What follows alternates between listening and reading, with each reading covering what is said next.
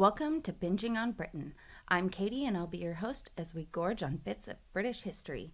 Each week we'll explore 10 questions about British history and archaeology. If you have a question you'd like answered, leave it in a comment and you may hear it in an upcoming episode. Let's dig in. Question number 1. Who were the Druids? The Druids were a class of Celtic citizens who were set apart as learned. Their education could take up to 20 years. Druids were priests, judges, and teachers. The Druids were suppressed throughout the Roman Empire, but managed to flourish in Ireland until Christianity arrived, at which point they became the educated elite.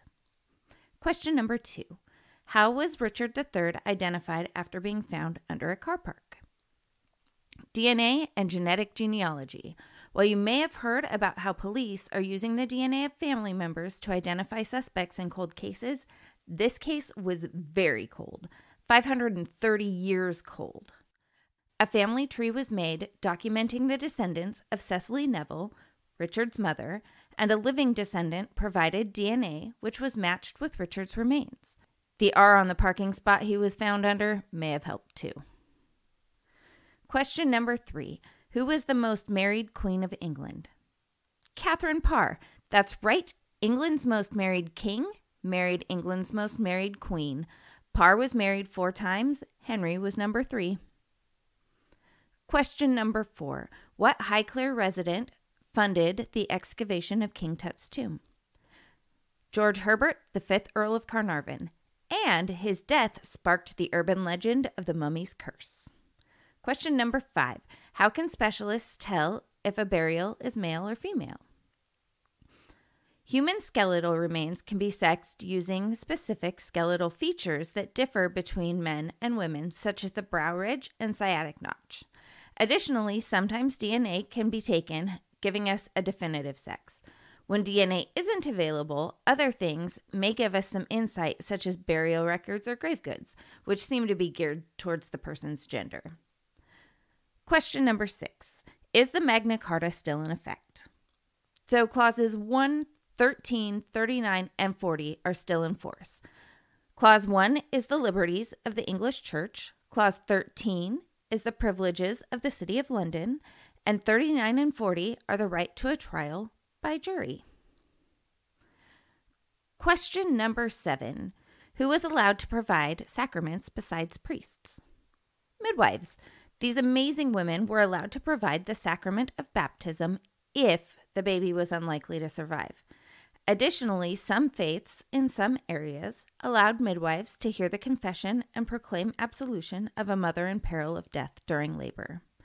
The Journal of Lutheran Ethics states, in order that the mother in labor may be assured of such divine grace and of the forgiveness of her sins, the midwife or another knowledgeable person may, in such danger and necessity, where no minister is available, absolve and remit her sins herself. Question number 8. How can I experience British archaeology without a degree? There are so many ways.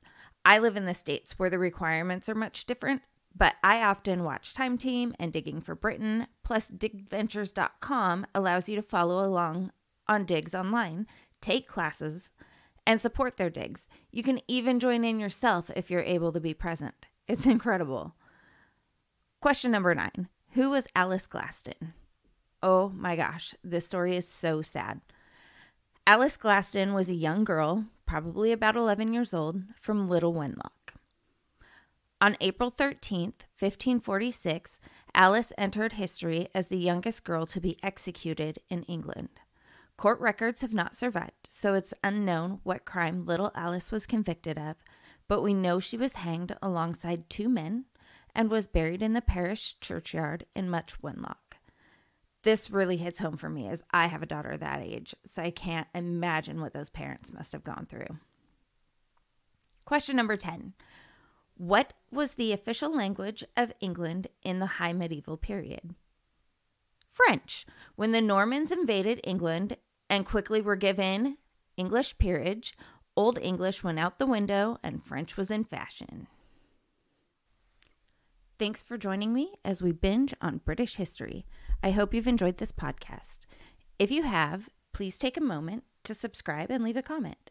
If you'd like a shout out in a future episode, please leave a question about British history that you'd like answered.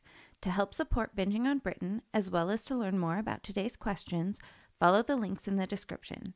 I can't wait to connect with you next week as we tackle 10 new questions on Binging on Britain. Have a great day. Bye-bye.